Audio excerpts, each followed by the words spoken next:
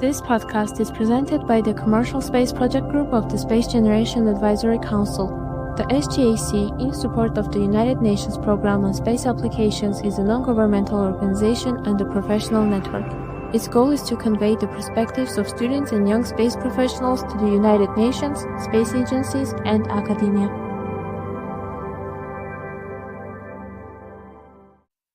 Hey everyone, and welcome to the Commercial Space Project Group podcast. I'm your host, Tsovinar, Avagyan, and in this episode, I had the honor of speaking with Professor Matthew Weinzierl, who currently serves as Senior Associate Dean and Chair of the MBA program at Harvard Business School, where he is the Joseph and Jacqueline Elbling Professor of Business Administration in the Business, Government, and the International Economy Unit. Additionally, he is a Research Associate at the National Bureau of Economic Research. In our conversation, we explored the expansion of the space economy, the regulations influencing its future, and the exciting innovations driving progress. And with that, please enjoy the discussion. Professor Weinzierl, thank you very much for joining us on this special day. We'll be talking about why it's so special a bit later in the podcast, but before we get to that, let's start with a little introduction. Please introduce yourself to our listeners. Great. Well, thank you so much, Tsovinar. It's such a pleasure to be with you today. I'm Matt Weinzierl. I'm a professor at Harvard Business School, and I'm an economist by training, and I teach courses on the role of economic policy and the role of government in the economy. But about 10 years ago, I also started getting excited about what was happening in the space sector. And so over the past decade, I've been doing research and then writing and eventually teaching about the business and economics of space, all culminating in a book that I'm sure we'll talk about later. Thank you very much. It's always inspiring to hear about the journeys that lead experts like you into the space field. Now, as I mentioned earlier, today is a special day because it's the official release date of your highly anticipated new book titled Space to Grow: Unlocking the Final Economic Frontier, co-authored with Brendan Rosseau. First of all, huge congratulations to you both. And to start, could you please tell us a bit about what motivated you and Brendan to write this book and what key insights you hope readers will take away? Well, thank you so much. It's been so exciting to launch the book and talk to people about it and finally start to spread the word of what we've been working on for a number of years now. The goal, the reason we wrote this book is as we were studying space and eventually teaching our business school students about it, we felt like there was so much good writing out there about space, so much fascinating material to read, but there was one part missing, we felt, and that was how an economist might see what's happening in the space sector. And we think the reason that's so important is because, to our minds at least, probably the most important change that's happened in space over the past couple of decades is the introduction of market forces in a way that they just weren't there for the first half century.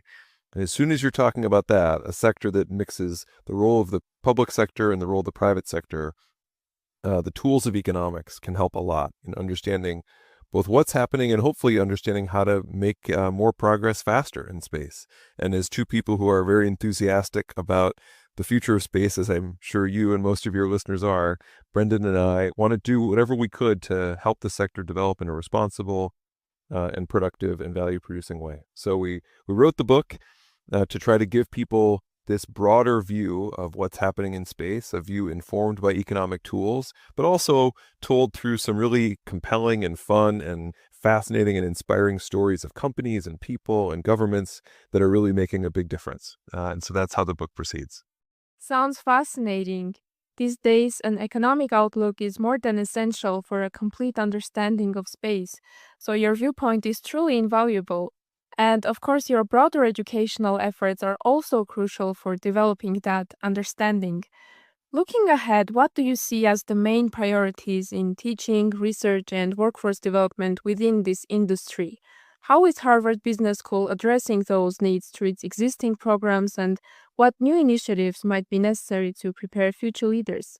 Well, thank you very much for that question. Well, it's a lovely question. I guess the first thing I would offer to your listeners in response to this is maybe a broad observation. One of the key lessons from our research, and I think that we try to communicate in the book, is that increasingly we want to think about space as just a place, not a sector or an industry or a set of government programs, but a place like any other, like the United States or Latin America or Armenia or anywhere else where the government and the private sector, and everyone is going to have an opportunity, and they're going to all be essential parts of the whole.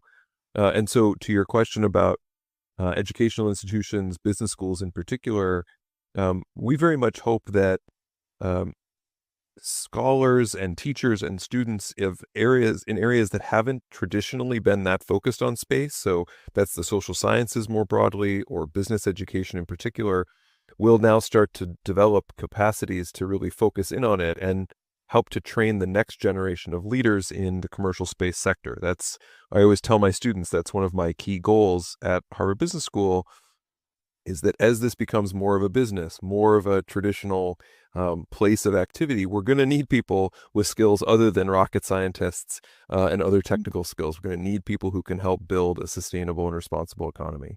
And so that's part of what we've been doing at HBS. I've now been teaching a course here for the past 3 years on the business and economics of space. And like I'm sure many of your listeners, the enthusiasm among our students is really high and just keeps growing. And it's been awesome to see that network develop. It's absolutely great to see professionals from diverse backgrounds getting involved and contributing to the space sector. And now let's take a step back into history for a moment. Throughout time, we've seen recurring patterns in economic structures. Some of these patterns have led to success, while others have resulted in serious negative consequences. With humanity venturing into space, what economic mistakes from our past do you think we must absolutely avoid? And aside from just avoiding past failures, what aspects of economic or societal organization do you believe should be reimagined for a space-based civilization? Hmm. That's a very deep question. We could spend a lot of time on that one.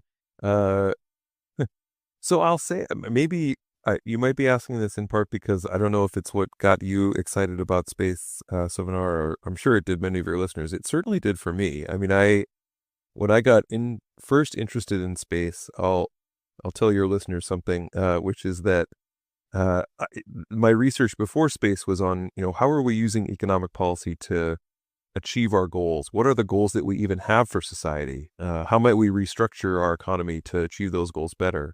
And space offers this amazing possibility, at least in the far, far future, to try out whole new ways of doing that. And so I think your point is really a deep one, which is this is a chance we have to do things differently, maybe better than we have in the past. And I will also say there's a lovely part of studying space, which is it allows us to ask those questions of ourselves through a different lens. So I'm sure many of your listeners are worried about climate change, and we teach about climate change at the business school, but I'll tell you, when I teach about climate change indirectly, when I teach about it through the problem of space debris, which has a lot of the same economics in common, it gives our students a whole new way to think about that challenge. And I think that's true in general with space. It allows us to see our earthly challenges in a slightly different way. In terms of the mistakes I think we can't make again, I'm sure, opinions will differ on this a lot, depending on your view of history on Earth. I guess I would say there's a couple things that I would guess command pretty much universal agreement and that we can prioritize. So one is there's a uniqueness of some of the objects in space or some of the places in space that we're going to reach in the near future. And I think nobody would want to sort of ruin those for future generations. So whether that's the moon or Mars or particular orbital domains, I think the responsible use of those for our children and children's children and so on is something that we should all be able to agree on, even as we do try to expand our reach and create value. And then I think the second is about geopolitics. Space has always held out this promise of letting us transcend some of our divisions here. And I do worry that if we aren't careful, we're just going to extend those divisions up into space rather than moving beyond them. And I think that the countries in the lead in space, the US, China, Russia, can really try to set an example for that. We don't always do it, and that worries me, but I think we could, and I think we should. Absolutely. Space really gives us the chance to rethink everything from governance to economics and so on. And speaking of societal influences, economic systems have often reflected the cultural values and priorities of the societies that created them, ranging from market driven economies to state led models. As more nations and private entities enter the space economy, how do you see different economic philosophies influencing how we structure commerce beyond Earth? Mm, right. This is a very important question because it's very unclear how that's gonna be decided, right? And I think it's a live topic of conversation. As you know, in particular, um, as I'm sure all of your listeners are very aware, SpaceX has as its very core mission the settlement of Mars. And um, I've talked to a lot of people who work in SpaceX. Maybe some of your listeners do too, and it's definitely the core of how they talk about the mission of the firm. That's not just some PR slogan. That is really what they focus on, and that has real implications because a company seeking out that kind of a mission raises a lot of questions about the role of the state relative to the market and what just like you said, what economic philosophy um, will bear out. I guess I think in the short term, we are likely to have the sort of economic development where governments are deeply involved as we reach further into space. I mean, if we're talking low Earth orbit, sort of space for Earth activities, I think that'll follow basically the same structure we have as Earth. Most countries have reached a balance between the state and the market that's relatively well understood, and I don't expect that to be very different because that's almost just an extension of the earthly economy. But as we reach out further, the really big questions start to get asked, and I think in the short term, those will largely be government-led efforts or at least government regulated, and so it won't even necessarily need an economic philosophy. But your question is one of my favorites actually because, as I mentioned earlier, the spark of my interest was about how will we be able to experiment in space with different models for how we run the economy. And I often joke with people that, if you imagine, as I'm sure again is familiar to many listeners, the sort of O'Neill colonies of the future, these spinning stations with tens of thousands of people, you know, some can go off and create their libertarian paradise and let people join it as they wish and run that for 500 years and see how it turns out. And others can go run their socialist paradise for 500 years and see how that turns out. And we've never really had the chance to do that on Earth without the historical baggage and complexities that we bring along with it. So I'm really excited in the far future about what we will learn about different ways to structure our economies and our societies. Yeah. That's certainly a very powerful concept. In the meantime, back on Earth, quite a few countries are positioning themselves as space business hubs. From your perspective, what makes a country a good headquarters for space companies? Is it about infrastructure, regulatory framework, or perhaps even cultural attitudes toward innovation? Yeah, wow, you just gave a great list. I think I would start with your list. I mean, I think there's a certain amount of support from the government that's essential, and that could be financial. Some countries are able to do that, but it can also be regulatory. And that doesn't necessarily mean a hands-off regulatory environment, because I think, again, there's really good and productive roles for the government to play in space. But I guess you'd say a facilitative regulatory environment that doesn't impose too many constraints. I think an interesting example in the United States is for private astronauts, where we sort of waived a lot of the safety regulations in favor of a method where you can sign away, basically, as the astronaut, a lot of those concerns. And as long as it's informed consent, I think that's a totally reasonable way to proceed in an area that otherwise would be extremely difficult to proceed in, but could be important to the development of space.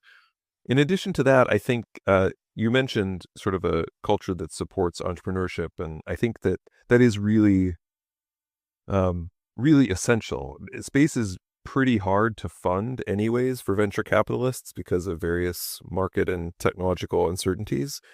And so the more developed your financial sector, the more accustomed it is to taking some risk and diversifying that in a way that can nevertheless fund good ideas is really going to be essential, because it's a lot of space ventures are going to fail like that. We just have to be really honest about that. A lot of startups are going to fail. A lot of business models aren't going to pan out that we might hope will.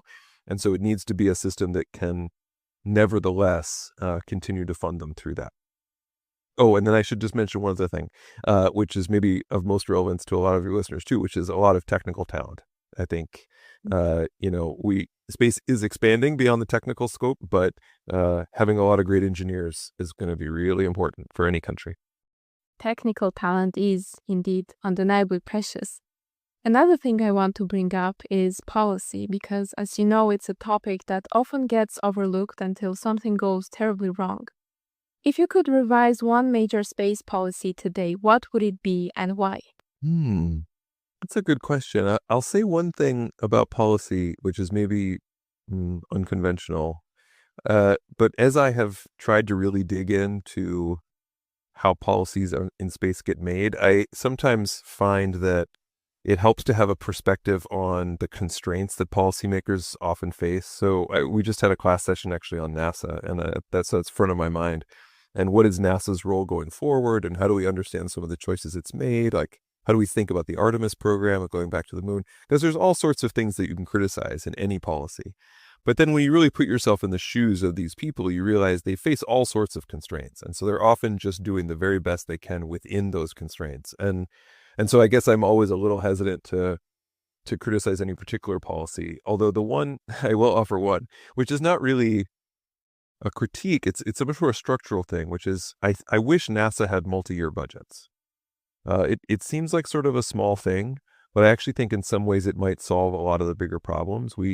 I've gestured earlier at how hard it is to finance space, and venture capital typically has a 7 to 10 year at the most investment horizon. That's created all sorts of alternative financing structures for space, whether it's the SPAC boom of a few years ago, or whether it's the billionaire sort of self-funding or the private status of SpaceX, all of which are different ways around that problem. But a conventional way around that problem is also that you have a very long horizon government chipping in to draw down some of that risk. And it's just hard for NASA to do that when it's fighting every year for a budget. And so if we could get multi-year budgets so that it could really commit to the sector, I think that could make a really big difference. That is such an insightful point. It can truly have a significant impact. And on the topic of regulation, taxation is going to be a major part of the conversation while space commerce continues to evolve. From your expertise, what fundamental principles of tax theory should guide the design of a tax system for space? Should we focus on maximizing revenue, encouraging specific behaviors, like, for example, sustainable practices, or something else entirely? Yeah, well, your listeners might be even wondering why a question on tax theory made its way into a space podcast, but it does. My research outside of space focuses on tax theory, so I am very appreciative of this question. I will also point your listeners to a friend of mine, Professor Erica Scuderi is now at Florida, and I would venture to say the world's leading expert on the taxation of space. And so if anybody is really interested in this, check out Erica's work. She's really brilliant and a rising star in the sector. I would say that, look, tax theory is a very complicated animal, but I do think there's one principle that goes way, way back that actually might be of interest to folks and an important way to think about space going forward. If you read any Adam Smith, or the generally thought of as the founder of modern economics, his very first maxim, his very first rule of taxation is this idea called benefit-based taxation.